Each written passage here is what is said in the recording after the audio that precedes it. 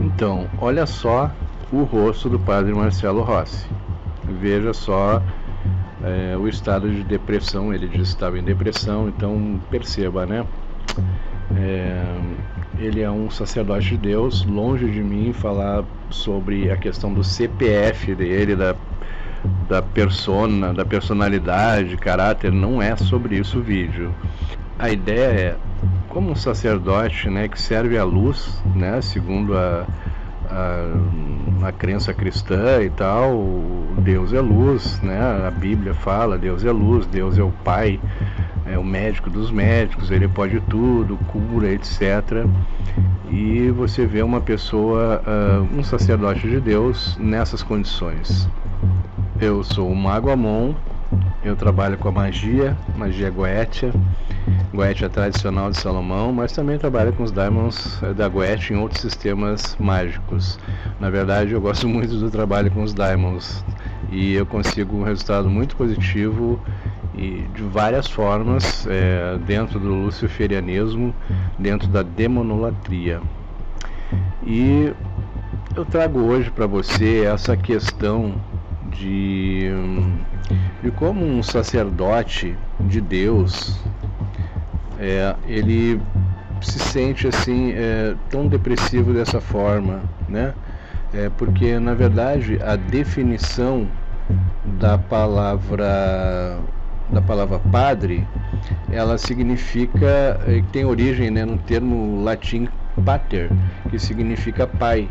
E na tradição católica, um padre é um líder religioso que exerce o papel, né, de pai espiritual para a sua comunidade, para aquelas pessoas que ele está atendendo. E me soa um pouco complicado, né, uma pessoa que é um sacerdote da luz, de um Deus que é muito poderoso, que cura, etc., como uma pessoa pode estar em profundo estado de depressão? Tudo bem, né? Ninguém está livre de ter um quadro de depressão, mas para mim me soa muito ruim, isso é muito mal, assim, uma pessoa estabilizada em Deus, que é luz, que é poder, que é força, que cura pessoas, que curou tantas pessoas, como tem vários e vários relatos na Bíblia de milagres inacreditáveis, até ressuscitar mortos, né? E uma pessoa nessa posição de pai espiritual passar por esse tipo de problema. E além disso, antes disso, né, ele achava que né, ele disse que foram sete meses de luta contra a depressão, e ele disse que só quem passa isso sabe o que é. E durante muito tempo, ele disse que durante 20 anos ele ajudava as pessoas com depressão e achava isso tudo uma frescura. Então eu pergunto assim, como seria a empatia de um sacerdote com uma pessoa que aparece para ele para ser ajudada e a pessoa está sofrendo? Se fosse uma pessoa só, até pode pensar coisa, isso aí é da cabeça da pessoa, mas são várias pessoas, pelo que ele diz ali, né? E ele achava uma total frescura. Isso me mostra uma falta de conhecimento de espiritualidade verdadeiramente, né? Porque até, no caso, as pesquisas científicas, elas mostram que as intervenções espirituais, religiosas espirituais, ajudam na saúde mental, entendeu? Então existe aí uma revisão sistemática, né? Uma meta-análise de ensaios clínicos randomizados e controlados, que na verdade isso os estudos randomizados é o que tem de mais robusto em termos de pesquisas científicas para dar um veredito muito mais assertivo. Então, nesse sentido, o que essas pesquisas dizem é que essa questão da espiritualidade, né, elas mostram aí benefícios adicionais, né, incluindo até redução de sintomas clínicos, principalmente ansiedade, a diversidade de protocolos e resultados associados à falta de padronização das intervenções aponta para a necessidade de novos estudos que avaliem o uso da religiosidade e espiritualidade como tratamento complementar na saúde. Então, até os estudos, né, feitos aqui por pessoas, por cientistas, e eu estou falando um estudo só, porque existem vários. Se você pesquisar na PubMed, quem quiser, quem gosta dessa parte de ciência, eu realmente gosto muito dessa parte científica, porque eu gosto de que as coisas andem em paralelo, né? Tanto a parte espiritual, tanto quanto a parte científica, o mais que a gente pode se aproximar.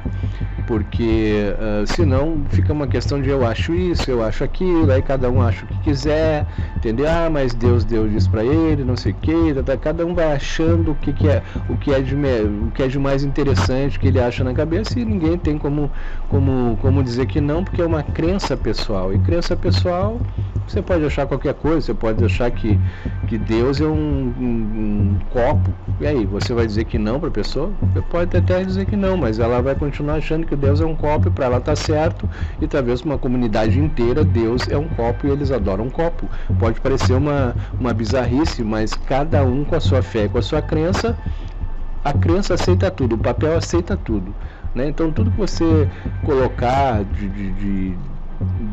eu digo papel aqui como, tipo assim, é uma folha em branco essa questão de você ter crença, né? Você tem uma crença em alguma coisa, você simplesmente desenha alguma coisa naquele papel em branco que pode ser o que você quiser. E cada um com a sua crença, você não tira um denominador comum para se basear em um fato mais real, certo? Então eu gosto muito de pesquisas científicas, eu gosto muito de arqueologia sagrada, porque aí você consegue perceber o mais próximo possível uma questão espiritual sendo muito digamos assim, apoiada por estudos científicos, né? Então existem vários estudos científicos, certo, que demonstram que a espiritualidade ela facilita muito a questão da ansiedade e dos distúrbios da saúde mental de forma geral. E aí eu faço esse paralelo, né? Como que Deus, né? Ele seria amor, seria força, justiça, poder, né, cura, etc, né?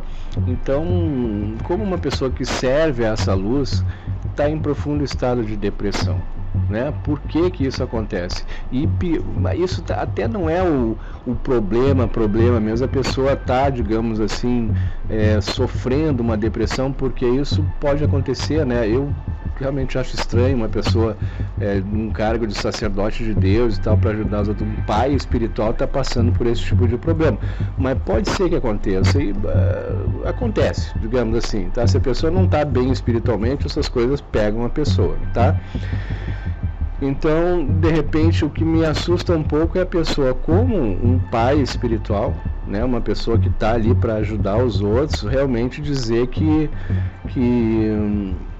isso é uma frescura, né, que não faz sentido nenhum e tal, como se ele não tivesse observado a questão da Bíblia, né, como se ele não tivesse lido a Bíblia, porque na Bíblia é bem claro, são trocentos milagres, são muitos milagres que acontecem, como por exemplo, né, os vários israelitas no deserto, né, curados de picada de cobras, né, isso aí está em Números 21, versículo 8 e 9, Ana curada da infertilidade, 1 Samuel 1, do versículo 19 até o 20, Naamã curado da lepra, 2 Reis 5, versículo 14, Ezequiel curado de uma úlcera mortal, 2 Reis 20, versículo 5 ao 7, o mendigo do templo, curado de paralisia, o pai de Públio, né, curado de febre e desinteria, né, Atos dos Apóstolos 28, do versículo 7 ao 8. Eu só peguei um punhado aqui, certo? Só para exemplificar você, mas você sabe a quantidade de milagres que Jesus fez, né, no Novo Testamento, e vários milagres acontecendo também no Antigo Testamento, da manifestação do poder de Deus em várias áreas. E de repente uma pessoa que está unido a Deus, né, porque um pai espiritual que tem a tutela, digamos assim, que tem a categoria, né, de um pai espiritual, um religioso que vive de orações e é conectado com a força maior que seria Deus, como essa pessoa pode viver um estado profundo de depressão e ainda por si só desmerecer desmerecer o sofrimento das outras pessoas. Isso tudo me parece realmente muito estranho, certo? Eu realmente não estou falando do CPF do padre Marcelo Rossi, mas eu estou falando assim de uma questão arquetípica, né? Um sacerdote conectado com a luz suprema e que está caído, né? Tá caído. Se você vê as fotos aí do padre Marcelo, você vai ver como ele estava realmente muito debilitado. Então acho muito complicado, assim como tem um outro cidadão aí também que eu não vou falar no nome dele agora, mas talvez eu faça um outro vídeo sobre isso, que ele diz que era satanista, não sei o que, entrou na igreja e tal, ficou muito bem, etc e tal, deixou aquilo tudo lá e de repente, né, ele sofre de uma depressão inacreditável, tentando suicídio algumas vezes. Então essas coisas me fazem pensar, né? E o que eu estou falando aí em relação ao padre Marcelo Rossi pode acontecer com qualquer outro líder de qualquer religião, desde que ele, religião, seita, caminho espiritual, etc., desde que ele não esteja verdadeiramente equilibrado com a energia superior, com a divindade suprema, né, o Criador, certo? Era isso que eu queria falar para você. Eu, por exemplo, aqui trabalho com muitas pessoas e muitas pessoas se curam aqui da depressão. Tenho vários relatos no meu canal, muitas pessoas realmente curadas, que estavam em situações muito difíceis, como ansiedade, desespero, baixa da autoestima, e com o trabalho certo, aplicado no momento certo e seguindo as orientações corretas, essas pessoas já se livraram. Tem pessoas aqui que passaram aí, como é que eu vou te dizer, passaram anos da vida, em torno de 10 anos, tomando remédio controlado, 2 tipos de remédio controlado, e a única coisa que quando estava pior a situação, o médico ou trocava o remédio ou acrescentava mais um, mas a depressão sempre continuava. Me lembro de alguns clientes assim. Uma outra cliente também que tinha aí problemas de depressão profunda, onde ela viajava da cidade dela para uma grande capital para poder fazer um tratamento contra a depressão que era ligado aí diretamente com o que tinha de mais avançado, né?